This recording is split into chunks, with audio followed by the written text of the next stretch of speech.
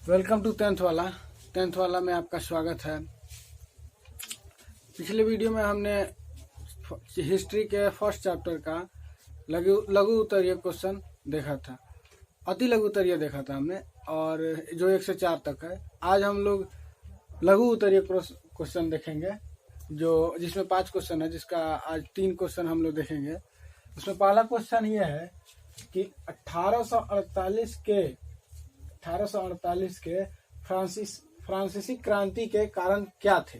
यानी 1848 में जो क्रांति हुई थी फ्रांस के अंदर, उसके क्या कारण थे। देखिए, 1848 के जो क्रांति हुए उसके कई कारण थे, जिसमें एक ये था कि उस वक्त वहां का राजा लुई फिलिप था, और लुई फिलिप्स एक उदारवादी शासक था। उदारवादी मतलब खुशमिजाज किस्म का, और वो लिबरल थॉट का भी था, यानी आजाद ख्याल भी था उसका, यानी आजाद ख्याली भी था वो, आजाद ख्याली भी था वो। उसने क्या किया कि अब उसका जब विरोध शुरू हुआ तो उसने अपने जो विरोधी थे उसको खुश करने के लिए क्या किया कि गीजो को 1840 में गीजो को प्रधानमंत्री नियुक्त कर दिया,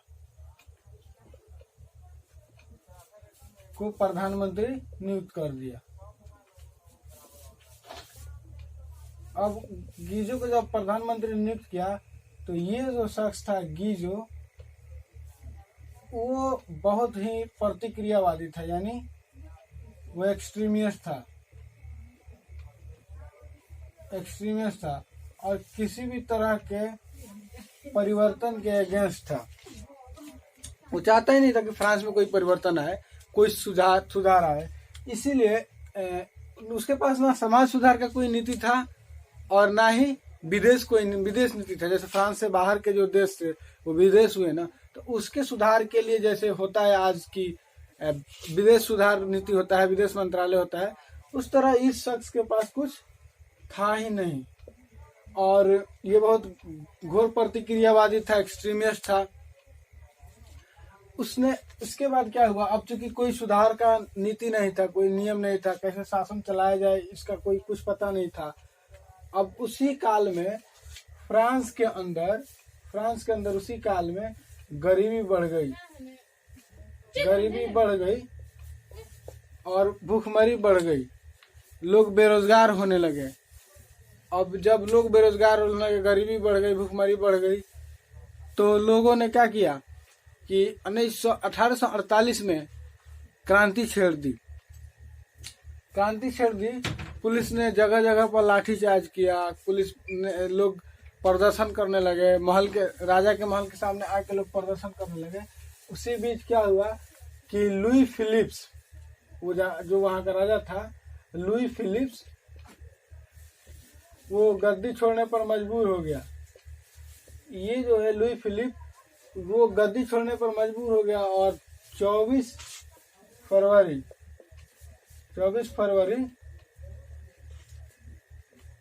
1848 को उसने क्या किया कि फ्रांस के गद्दी को छोड़ करके इंग्लैंड भाग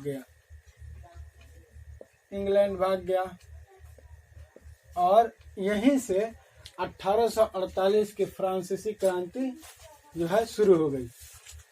यही सारा वजह है। लुई फिलिप्स वहां का जो शासक था, उसने क्या किया कि अपने ही विरोधी लोगों को खुश करने के लिए गीजो को प्रधानमंत्री नियुक्त किया। वो एक बहुत एक्सट्रीमिस्ट आदमी था, उसके पास ना कोई सुधार करने का नीति था, ना समाज सुधार था, ना देश को चलाने का कोई शासन था। और ये जो शख्स था ये अच्छा था, ये तो मतलब लिबरल थॉट्स का था, आजाद ख्याली था, खुशमिजाज आदमी था। लेकिन जिसको प्रधानमंत्री बनाया वो एक्सट्रीमिस्ट सोच का था, कट्टरवादी था। तो जब गरीबी बढ़ने लगी, भूखमरी बढ़ने लगी, बेरोजगारी बढ़ने लगी, ठीक है, तो जब बेरोजगारी बढ़ने लगी, भूखमरी बढ़ने लगी, तो लोगों ने क्या किया, लोगों ने उसके खिलाफ आंदोलन छेड़ दिया। आंदोलन छेड़ने के बाद ये हुआ कि अब आंदोलन जब छेड़ दिया तो उन लोगों को ये सिचुएशन कंट्रोल नहीं कर पाया और उनको गद्दी छोड़ करके भागना पड़ा और यहीं से 1848 की फ्रांसीसी क्रांति शुरू हो गई। इटली, दूसरा क्वेश्चन ये है इसमें कि इटली और जर्मनी के एकीकरण में ऑस्ट्रिया की भूमिका क्या थी। देखिए, एकीकरण का मतलब होता है कि यूनिफिकेशन करना, यूनिफाई करना। देखिए, इटली और जर्मनी का एकीकरण दोनों है जो है साथ ही चल रहा था और दोनों साथ ही संपन्न हुआ, लेकिन इसमें जो बाधा बन के आया वो ऑस्ट्रिया बन के आया। ऑस्ट्रिया जो है इटली और जर्मनी के एकीकरण में एक बाधा बन के आया। अब देखिए, ऑस्ट्रिया क्यों बाधा बन के आया, क्योंकि उस वक्त बहुत सारा प्रॉब्लम था। उधर पोप जो थे वो चाहते थे कि जर्मनी और इटली का एकीकरण उनके मध्यस्थता में हो, उनके लीडरशिप में हो, क्योंकि रोम पर जो है, रोम पर पोप का अधिकार मतलब प्रभाव था, पोप का प्रभाव था। और 1830 में अब पोप का प्रभाव था। और 1830 में क्या हुआ कि 1830 में पब्लिक जो है क्रांति आई, यानी गणतंत्र का क्रांति आया। लोग क्रांति इसके लिए छेड़ दिए और उसके क्रांति का फायदा उठा करके मेजनी ने सोचा कि क्यों ना हम रिपब्लिकन का ही स्थापना कर दे, यानी लोगों के अंदर राष्ट्रवाद की भावना ही जगा दे। लेकिन ऑस्ट्रिया का चांसलर जो था, ऑस्ट्रिया का चांसलर कौन था? ऑस्ट्रिया का चांसलर था मेटरनिख। मेटरनिख ने क्या किया, उसको दबा दिया। ठीक है, लेकिन इससे क्या हुआ, मेटरनिख ने दबा तो दिया, जनता को दबा दिया कि वहां लोकतंत्र ना फिर से उभरे, लेकिन मेजनी ने पूरा कोशिश किया कि वहां पे लोकतांत्रिक भावना लोगों के अंदर जगा दे। और फिर मेजनी ऑस्ट्रिया के चांसलर मेटरनिख ने क्या किया कि उसको दबाने के लिए कठोर से कठोर कानून पारित किया, लेकिन वो जो क्रांति है नहीं दब पाई और लोगों ने इटली और जर्मनी का एकीकरण हो गया। तो ये चीज है। उसमें हुआ क्या था कि ऑस्ट्रिया बाधा बन के आया था। दोनों एक ही साथ शुरू हुआ, इटली का एकीकरण और जर्मनी का एकीकरण दोनों एक साथ शुरू हुआ और एक साथ संपन्न भी हुआ। लेकिन ऑस्ट्रिया उसमें प्रॉब्लम बनकर सामने आया, क्योंकि ऑस्ट्रिया का जो चांसलर था वो मेटरनिख था और मेटरनिख नहीं चाहता था कि इटली और जर्मनी का एकीकरण हो पाए, क्योंकि ऑस्ट्रिया के अंदर जो है 39 स्टेट्स थे और उसमें जो है उसमें शासन मेटरनिख का था। और 1815 से लेकर के 1848 तक का शासन जो है ये मेटरनिख युग है। इसीलिए मेटरनिख के दौर में मेटरनिख कभी नहीं चाहता था कि इटली और जर्मनी का एकीकरण हो गए, लेकिन उसमें जो है मेजनी का हस्तक्षेप की वजह से और इधर पोप जो है चाहते थे कि हमारे ही नेतृत्व में इटली और जर्मनी का एकीकरण हो। इसीलिए इस तरह से करके एक ही साथ संपन्न हुआ इटली और जर्मनी का एकीकरण, लेकिन इसमें ऑस्ट्रिया बाधा बन करके सामने आया। बस। तीसरा क्वेश्चन है कि यूरोप में राष्ट्रवाद को फैलाने में नेपोलियन बोनापार्ट किस प्रकार सहायक हुआ।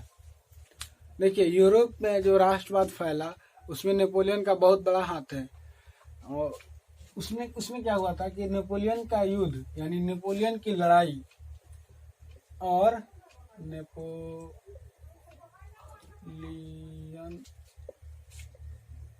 का युद्ध और फ्रांस की क्रांति दोनों ने बहुत बड़ी भूमिका निभाई। फ्रांस की क्रांति से क्या हुआ कि पूंजीपति वर्ग के हाथ में जो शासन काल था, जो राज लोग चला रहे थे पूंजीपति लोग, उससे निकल करके जो ये चीज है वो महलों से निकल करके आम आदमी के हाथ में आ गया। और ये मतलब आम आदमी के हाथ में आ गया पूरा, मतलब आम आदमी इसमें उत्तीर्ण होने लगे, राजनीति में हिस्सा लेने लगे और ये सारा साधारण आम चीज हो गया। ये सारी गली कुची सड़क तक ये बात फैल गई। ये जो चीज हुआ उसके लिए सिर्फ फ्रांस की क्रांति की वजह से ये हुआ। अब चूंकि नेपोलियन ने जो जितनी भी लड़ाई लड़ी थी उससे क्या हुआ था कि नेपोलियन की लड़ाई से ये हुआ था कि जर्मनी और इटली का एकीकरण का रास्ता बिल्कुल क्लियर हो गया था कि अब ये जर्मनी और इटली का एकीकरण होकर रहेगा। और उसमें क्या हुआ था कि जर्मनी और इटली को निकाल करके नेपोलियन ने क्या किया था कि उसको भौगोलिक दृष्टिकोण से बाहर करके उसे एकदम मतलब दूसरा ही रूपरेखा प्रदान कर दिया था उसने। तो इसलिए उसका एकीकरण का रास्ता भी क्लियर हो गया था। और इस तरह से नेपोलियन का जो लड़ाई था उसमें बहुत बड़ा भूमिका रहा कि यूरोप में राष्ट्रवाद बहुत तेजी से पनप कर सामने आया। उसके बाद ये हुआ कि 1815 आते आते जब बैटल ऑफ वाटरलू हुआ, यानी जब पानीपत की लड़ाई हुई, उसमें जो 5 कंट्री के अगेंस्ट नेपोलियन ने जो लड़ाई लड़ी, वो नेपोलियन बुरी तरीके से जब हार गया, तो यही यूरोपीय शक्ति जो थी, यही प्रेप कंट्री जो था पर्सिया, रसिया,